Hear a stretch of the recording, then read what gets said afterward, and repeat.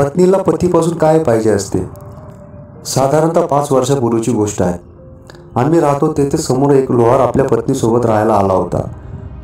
म्हणजे त्याने तंबूसारखी झोपडी उभी केली होती. काही दिवसांनी माझ्या असे लक्षात आले की त्या लोहाराच्या झोपडीसमोर तरुण मुलांची खूप गर्दी होत असते. मी व्यवस्थित निरीक्षण केले तर मला असे दिसून आले की ती मुले खूप श्रीमंत होती. त्यांच्या गळ्यात सोन्याच्या साखळ्या, बोटात सोन्याच्या अंगठ्या होत्या, गाड्या होत्या. मला वाटले की ही मुले तिथे गप्पा मारायला थांबत असतील. मी दररोज निरीक्षण करत होतो. एक दिवस माझे लक्ष त्या लोहाराच्या पत्नीकडे गेले. ती खूपच अवर्णनीय अशी सुंदर होती. आता माझ्या लक्षात आले की ही मुले इथे का थांबत आहे. मी निरीक्षण केल्यावर असे दिसून आले की ती लोहाराची पत्नी त्यांना काहीच रिस्पॉन्स देत नव्हती.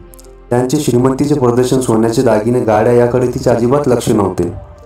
ती तिच्या कामात मग्न होती. तिचा नवरा व ती लोखंडाच्या वस्तू बनवायचे काम करत होते. जवळच तिचे छोटे बाळ होते. काम करता करता ती आपल्या बाळाकडे बघत हसत होती. नवऱ्याबरोबर हास्यविनोद करत होती. पण एवढे मात्र खरे की ती त्या मुलांना अजिबात कोणत्याही प्रकारे रिस्पॉन्स देत नव्हती. त्यांच्याकडे ती बघतही नव्हती. एकंदरीत ती स्त्री एवढी सुंदर असूनही आपल्या संसारात नवरा व मुलांसोबत ती सुखी व समाधानी दिसत होती.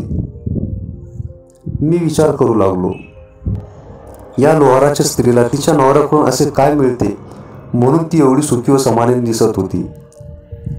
ती दिसायला एवढी सुंदर होती. तिने एखाद्या पुरुषाकडे नुसते बघून असली आणि बोलली तरी तो पुरुष तिच्यासाठी वेडा होऊन तिला घर, गाडी, दागिने, हॉटेल, फिरणे सर्व काही त्याने दिले असते. एक दिवस मला एका कोयता तयार करायचा होता म्हणून मी तिच्याकडे गेलो. मी त्या लोहाराला तसे सांगितले आणि किती पैसे होतील हेही विचारले. लोहाराच्या पत्नीला मी म्हणालो की ताई, मला अशा पद्धतीने कोयता तयार करून पाहिजे. एवढा वेळ माझ्याकडे न बघणारी ती स्त्री माझे बोलणे ऐकून मला म्हणाली की 1 तास लागेल दादा, बसा तुम्ही. ती आणि तिचा नवरा माझ्याबरोबर गप्पा मारत होते. मी बोलता बोलता तिला म्हणालो की ताई, इथे मुले दररोज का उभी राहतात? ती म्हणाली की दादा, जसे तुम्ही दररोज तुमच्या घरातून आमच्याकडे बघता तशी ती मुले आमच्याकडे बघायला थांबतात. मी दचकून तिच्याकडे पाहिले. तशी ती म्हणाली की दादा, तुम्ही मला ताई म्हणाला. तुमची नजर वेगळी आहे आणि त्यांची नजर वेगळी आहे. आम्ही जिकडे जातो तिकडे असंच असतं. मी अशा लोकांना अजिबात प्रतिसाद देत नाही, कारण मला माझा नवरा आवडतो. मी माझ्या संसारात सुखी आहे. माझ्या नवऱ्याला पण हे सर्व दिसते, पण मीच त्याला सांगितले आहे की तुम्ही अशा माणसांना काहीच बोलू नका. तिचा नवरा गपचूप आपले काम करत होता.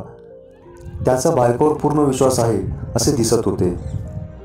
नवरा, कसे आहे दादा, लोकांना काय एखादी सुंदर मुलगी किंवा स्त्री दिसली की तिच्या मागे लागायची, तिला पैसे, दागिने यांचे आम्ही दाखवायचे सवय असते. काही मुली व स्त्रिया त्यांच्या जाळ्यात अडकतात, पण सर्वच जणी तशा नसतात, जशी माझी बायको आहे. अनेकदा अशा पुरुषांना असे दिसून आले की समोरची स्त्री आपल्याला काहीच प्रतिसाद देत नाही तर ते समजून जातात की ती तशी नाही. मग ते तिचा नाद सोडून देतात. पण जर एखाद्या स्त्रीने त्यांचा अपमान केला किंवा त्यांना काही रागाने बोलली तर मग ते सोडाने पेटतात. त्या दोघांचे काम सुरू होते. तो लोहार बोलत होता आणि मी ऐकत होतो. आणि आम्ही जिकडे जाऊ तिकडे सगळीकडे हाच अनुभव. मग आम्ही त्यांच्याकडे लक्ष देतच नाही. मी त्यांना म्हणालो की एखाद्याने जबरदस्ती केली तर? एवढा वेळ शांत असलेली त्याची बायको पटकन म्हणाली की दादा, माझा नवरा वाघ आहे, वाघ. हातात हातोडा घेऊन जो लोखंडाला वाकवू शकतो त्याच्या ताकदीपुढे माणसाचं काय घेऊन बसला. केवढा हा नवऱ्यावर विश्वास. माझा कोयता तयार झाला होता. मी पैसे दिले आणि कोयता घेऊन घरी आलो. मी त्या लोहाराच्या भाग्याचा विचार करत होतो की त्याची बायको दिसायला तर एवढी सुंदर होतीच, पण वागायला पण खूपच सुंदर होती. तिचे शरीर व मन दोन्ही खूप सुंदर होते. आपला नवरा जसा आहे तसा स्वीकारून ती मनापासून सुखी व समाधानी होती. धन्यवाद.